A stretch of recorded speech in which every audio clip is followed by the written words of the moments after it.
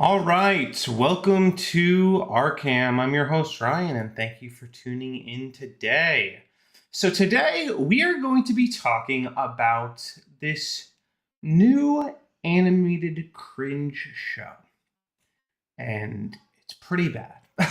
It's pretty bad. And it just, conservatives keep making this mistake where they just are doing what the left has essentially been guilty of and making content that's just focusing on their dogma instead of actually making quality entertainment. So we're going to be talking about that today.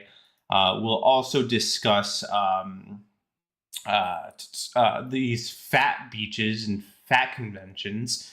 It's because we have to do everything possible to accommodate morbidly obese people.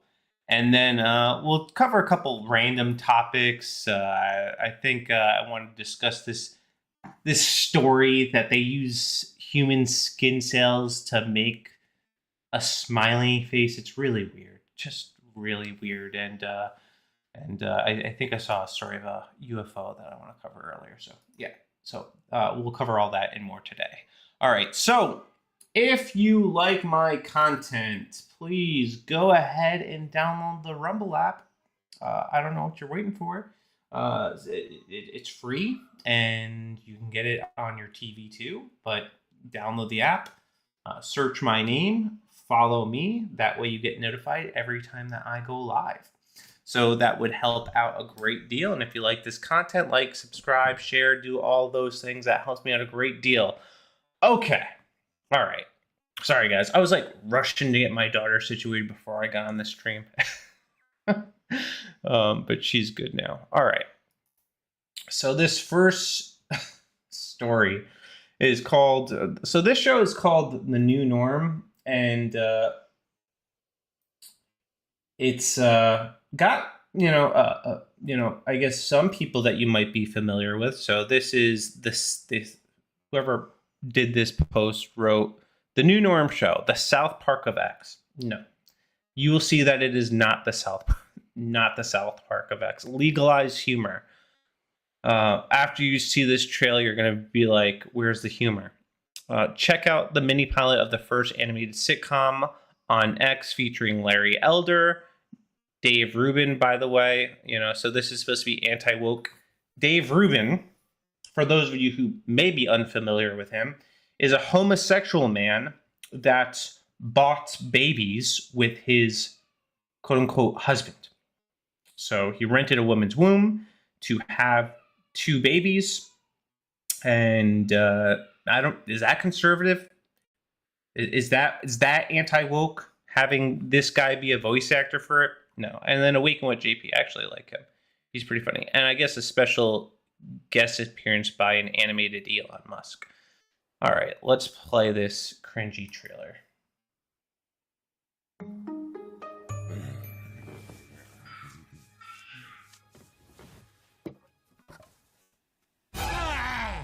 What's that? Progress. It's the new norm. The new norm ain't the same as the old norm. I'm the old norm. I want normal beer. Warning, perimeter reached. Ugh. It's your fault I got house arrest. You're the one who threatened the school board. I gently suggested Yelled. they stop brainwashing my daughter that girls aren't girls and men aren't men. Sometimes they're neither, or both, or furry and dressed like dogs. Ow! Janice. What's that? Warning, offensive. Actually, that is one of my pronouns. Also they, them, and me. You're non-binary? How do you... They don't do, subtlety is not an option here.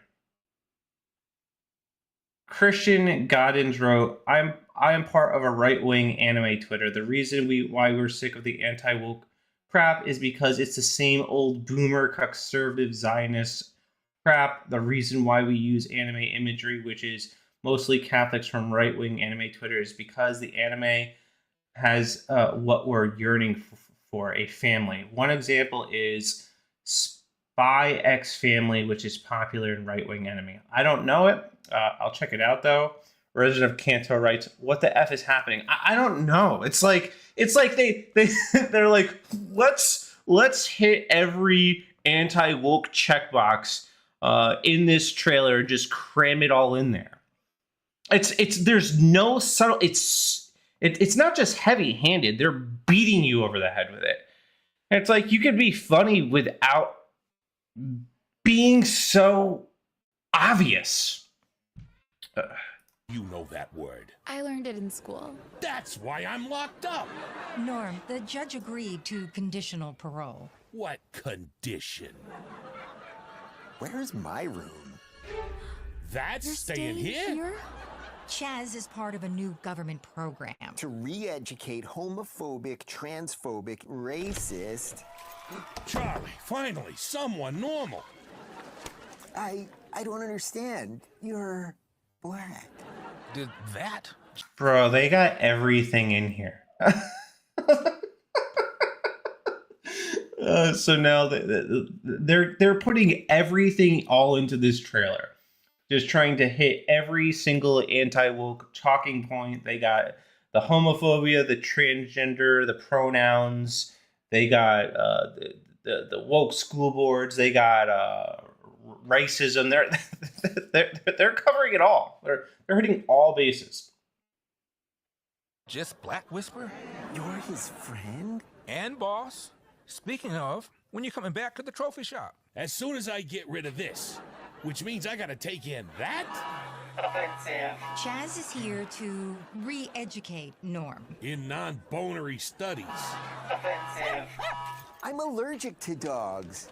It's okay. Billy is an emotional support dog and non-binary. Oh, okay then. Good dog. I come here to get away from woke. Trouble at home? Oh, my boy, or whatever it calls themselves now, is thinking about transitioning. Reggie? Try Regina. Transitioning to what? Another fumble. Hopefully not a Jets fan.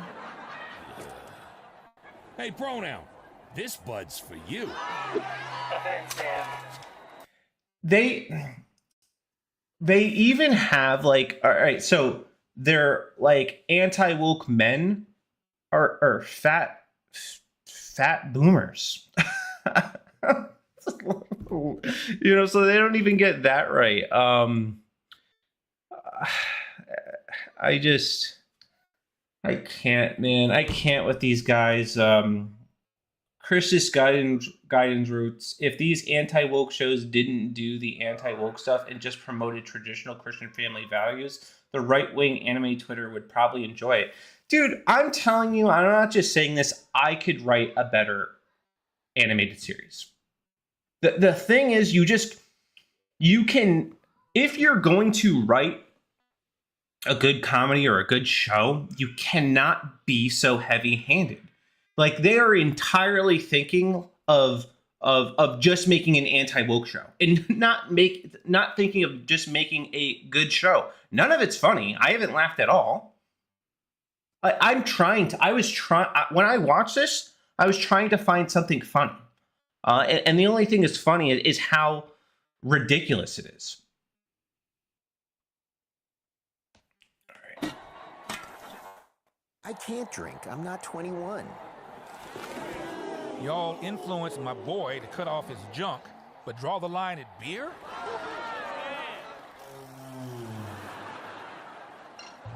Can't do this. Yes, we can. Find a way to break him. Maybe we can fix the country. That's probably the funniest part of the whole trailer. Want normals? Beer. You know there'll be jokes. New norm ain't the same as the old norm. Everything's changing and I don't know when. This woke nightmare will end. Thank God for Elon Musk and his shitpost memes. X is the home for free speech. I almost forgot. We're going to Disney World. Make America funny again.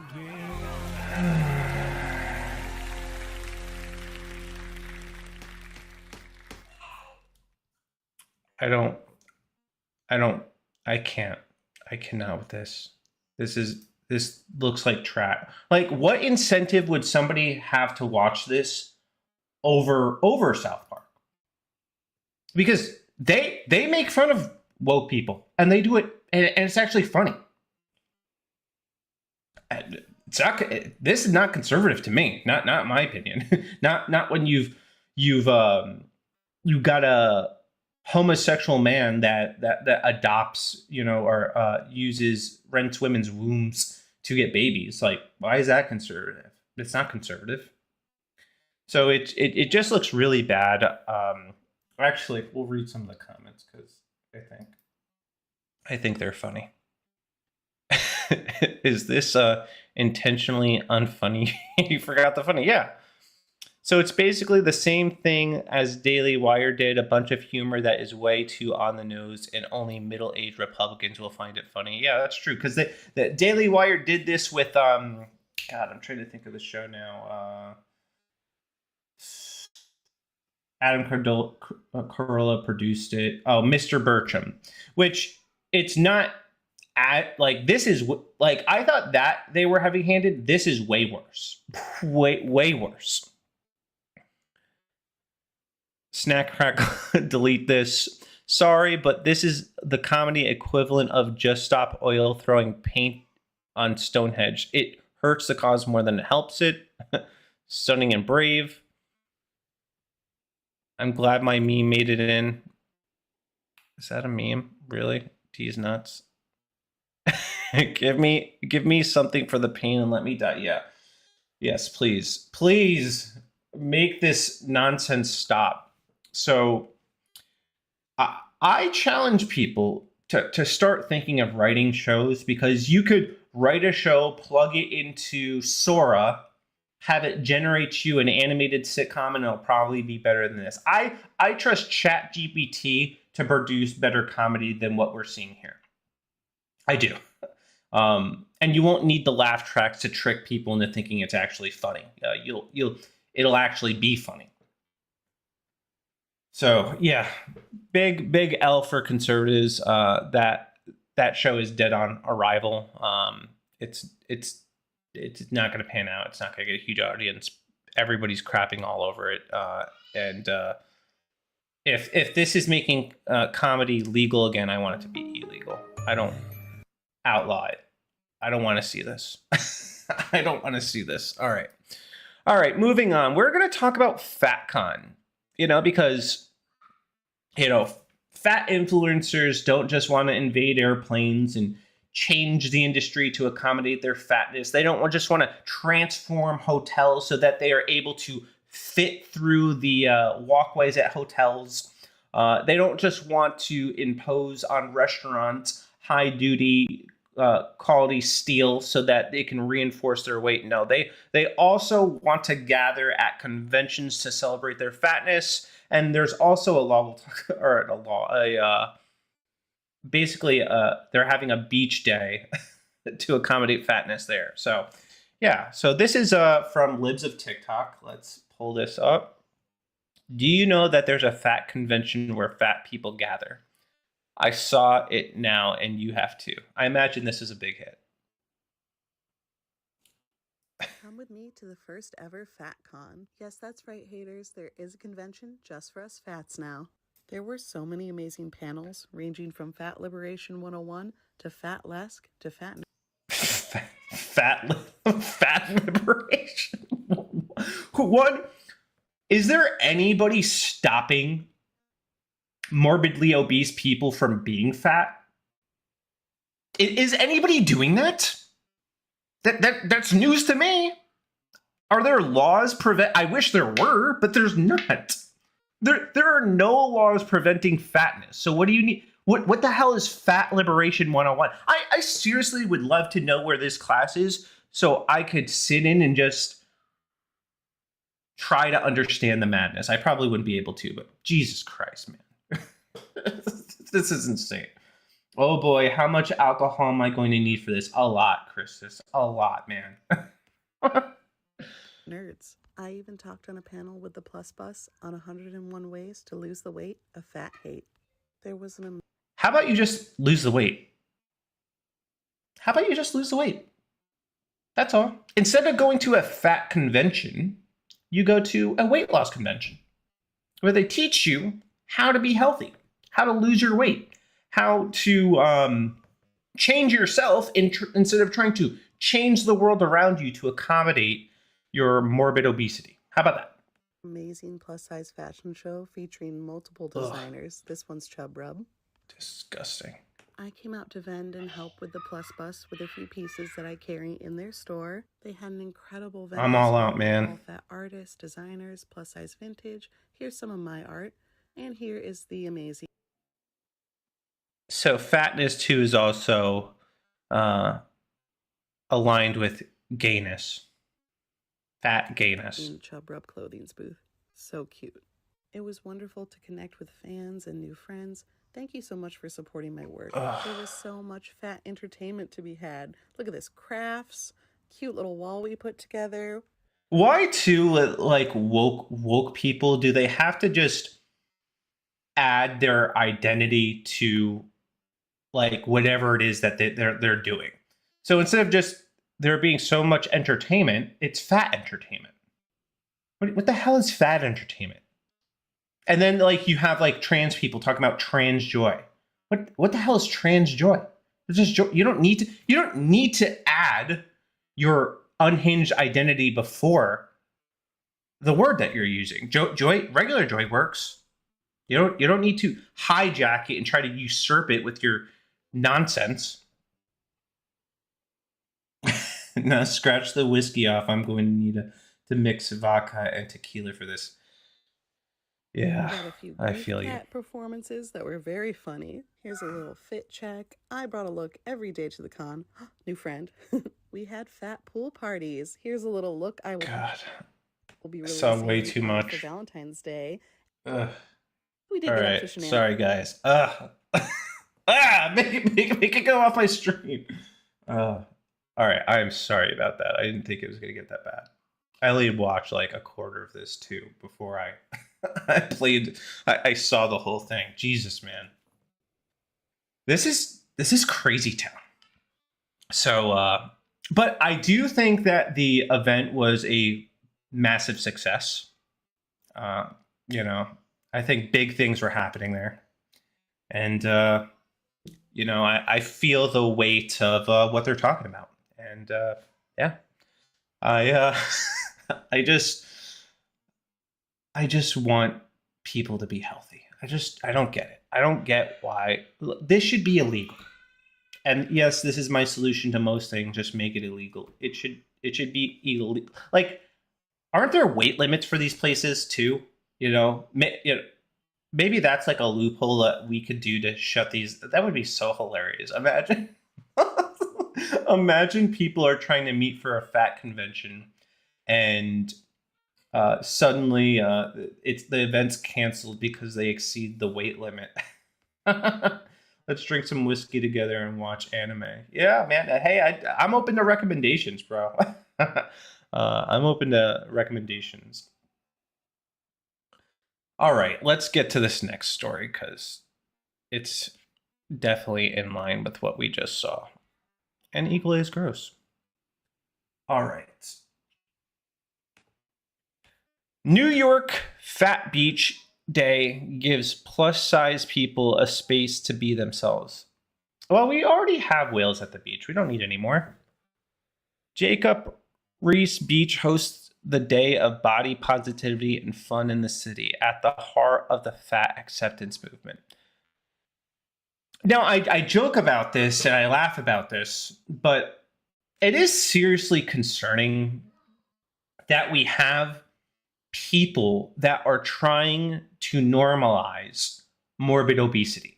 They're trying to normalize something that's going to kill people. Like this will kill people. Encouraging fatness will lead to death. So we need to be influencing people in the opposite direction. So Fat Beach Day events are signing up across the US in an effort to fight back against fat phobia. I am fat phobic. This is actually true. This is a phobia that I will accept. I'm fat phobic about myself. I'm fat phobic about other people. Like I don't want to be fat because I don't want to die. I don't want my arteries to clog. I don't want to be so overweight that I can't keep up with my kids. I don't want to be so overweight that I struggle to breathe by walking. So yeah, call me fat phobic. I'm okay with it. So reclaim safe spaces for the community and honor plus size culture. Today, one of these celebrations is being held to coincide with Pride Month at Jacob Riis Beach in New York, a location deeply ensconced in the city's activism space. Is fat now actually part of the Pride? Is this now an identity in the Pride community? Dude, I gotta see if they have their own flag. I have to. Does the fat acceptance movement have a flag? Oh, God. It doesn't look like there's fat. Is this it? Fat. All right, Fat Fetish Pride. So they do have some sort of flag. Good God. So I guess this is part of the LGBT thing. Christus Gadens, her weight level is over 9,000. Yeah, it is, man. All right. We're going through something culturally that is impacting us every day on an individual level and systemic level. Yes, I agree. The event organizer, we're really trying to open up a space for people to be themselves. Maybe don't be yourself. Have you tried that? Like, sometimes yourself sucks, all right? I'm just going to be honest with you. I'm going to be real with you. Sometimes who you are doesn't need to be celebrated. Sometimes there are bad things about yourself that you have to change. That's just the truth. And, excessively eating is probably one of them. That's one of the things that you should probably change about yourself, probably dial it back a little bit, and replace that with good behaviors, exercise and weightlifting and discipline your eating. There are diets too that are great. Like I think keto is one of those diets or lifestyle changes that are fantastic because you can eat as much meat as you want. It's awesome. All right. Underwood, a plus-size model, artist, and activist, described being bullied for their weight as far back as middle school. Consistent hate, cruelty, and harmful rhetoric from fellow students led them setting up a blog at 12 years old, which became a place where they documented their experience and made sense of what they were going through. In many ways, this marked the beginning of their journey into what they denote as fat activism. So I don't condone being cruel to these people, but I definitely don't want, we definitely shouldn't accept it, So I think there's a pretty reasonable line, and it's we want you to lose weight, and the ultimate reason for, at least for me, maybe there are people that are being outright cruel. But it's because I don't want them to die. And I sincerely mean that. I do not want to see these people in an early grave. And I don't think that fatness should be any more celebrated than anorexia, and nobody celebrate. So the thing is we didn't have a movement of girls celebrating anorexia when I was in school. We didn't have them trying to cultivate a movement for bulimia. And I knew some girls in school that were doing this stuff. And I never once heard them trying to advocate that other people embrace that lifestyle. So why are we doing it with morbid obesity? It doesn't make any sense to me. Now they organize events through New York City. I don't care about this anymore. It just bothers me that this is it. For the next few months, like-minded communities across the U.S. have planned other. Yeah, it's spreading like a fat virus. A Fat Friends pool party is taking place. How will anybody move? In Chicago on July 13th, there will also be Bellies Out Beach Day. Oh, God. Normal people are not going to want to go to the beach too. Fat body, maybe that's the plan. They're trying to get the beaches all to themselves and push out people with their bodies. Fat bodies and Reese are a match made in heaven, said Kello. Elena, one of the people attending New York's event today, Jordan Underwood. For decades, Reese Beach, named after social reformer photojournalist, has been an iconic, popular gathering space for the LGBT plus community, also referred to as the People's Beach. Anyway, this is obnoxious, and I will use my voice to continue to highlight and draw attention to these fat influencers. Although they don't really need my help, because I mean, how can you miss them? Man, I mean, I'm bullying hardcore right now. But it just, I don't think they would get as much hate as they do if they weren't being. It's one thing to be fat, because I've met, overweight people, they know it and they're ashamed of it, and they want to lose weight and they struggle. And I understand that. I can sympathize with that. But when you're actively encouraging other people to be involved in that lifestyle, you're now crossing a line, and you kind of open yourself up for criticism. You do. I would never, just think of other lifestyles. Like if you saw people, like shooting up heroin and saying, like talking about like the, heroin positive movement. Come on. No. So why are we doing it here? It doesn't make any sense. All right, so we're about to transition to the next story, but first let's talk about Rumble's 1775 coffee. So this coffee is actually pretty good. I've had one single cup so far because I'm trying to conserve it. So it is good stuff though. So I say this is a coffee company that Rumble is by Rumble, and it's a company that supports free speech. So I encourage you guys to visit 1775coffee.com, use promo code Studio40, and get 40% off any coffee subscription. That'd be awesome. All right, let's get to this next story, because this is weird, man. This is one of those things I look at and I'm just like, why? Why would anyone do this? What? It's weird. This is weird, guys. All right. Ugh. Yeah, what you're seeing there that's human skin. Ugh. So welcome to the creepy future. A smiling face made from living skin cells to give robots the ability to show emotion. This is just wrong. Yeah, I agree. Ugh. Actually, I'm just going to shrink it so you guys can see the whole video. The skin is attached by ligaments inspired anchors to give incredible strength and flexibility. Ew.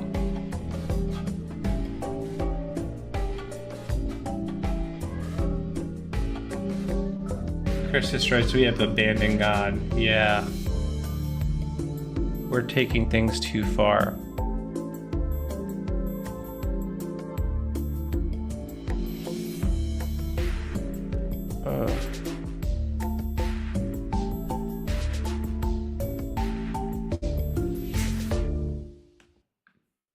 That's weird as hell.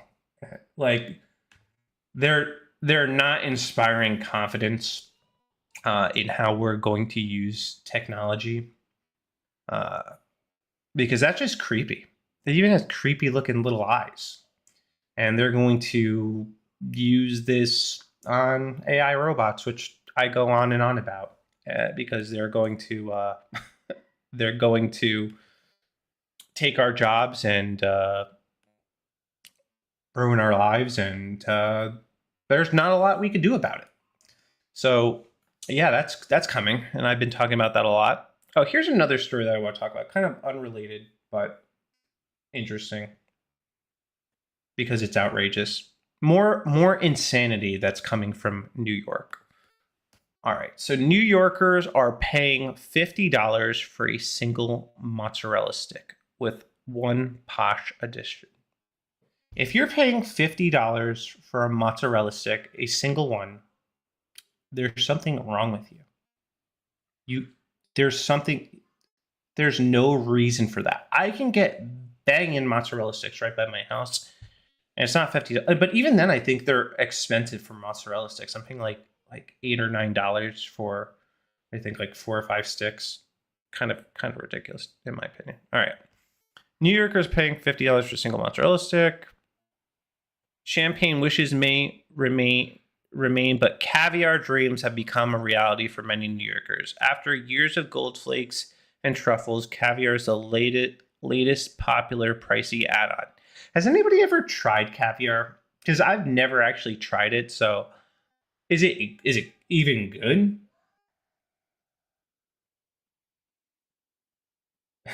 Christius Gadens writes, "That's it. I'm playing Skyrim. We'll watch your stream though." Yeah, definitely play Skyrim. That sounds fun. Sounds like a good idea. I've actually never played Skyrim. I played Elder Scrolls. I played World of Warcraft. I played other games. I just never got around to Skyrim. And the reason is I had a friend who played Skyrim, and it just sucked his life away. And I was just like, yeah, I'll get addicted to it. So I'm gonna pass on it. And right now, realistically, I don't have time to play Skyrim. If you don't play Skyrim, then I play Elden Ring. All right, that game is a lot of fun. I have responsibilities, so it's very hard to get into like a game that is going to require a lot of commitment on my part. All right, at $50 a mozzarella stick topped with caviar served at Chelsea Living Room is the latest buzzy concoction with the salty spread, and people are ordering it nonstop at the newly opened hotspot. I bet they're just doing this for social media clout, because this is crazy. Once considered a delicacy, caviar has become common addition to regular menu items in Manhattan, making an appearance in everything from $30 chicken nuggets to $58 tater tots. I want to try caviar now. I'm going to get some, because I have to know what this tastes like. I've never had it. I want it. Not on a mozzarella stick, but I just want to know what it tastes like. What is it? It's like fish, right? It's fish eggs. Is that what it is? I think. I don't know. All right. Oh, and we'll play this last video clip and then we'll wrap it up. All right. So this is kind of random, but I think it's interesting, and I want to know what you guys think, because you're dudes. All right. She's going to break up with her boyfriend over a car tire. And I don't know why they're spelling tire like this. This is Ian Miles Chung, so he's Malaysian. So maybe he just doesn't know how to spell. I also really don't like using this guy's content, so I'm going to use ketchup. He's like a content thief. That guy is like a chronic content thief, Ian Miles Chung. So I really try not to use his stuff. I am about to break up with my boyfriend because he bought a car tire, and I don't think I'm being dramatic about it at all.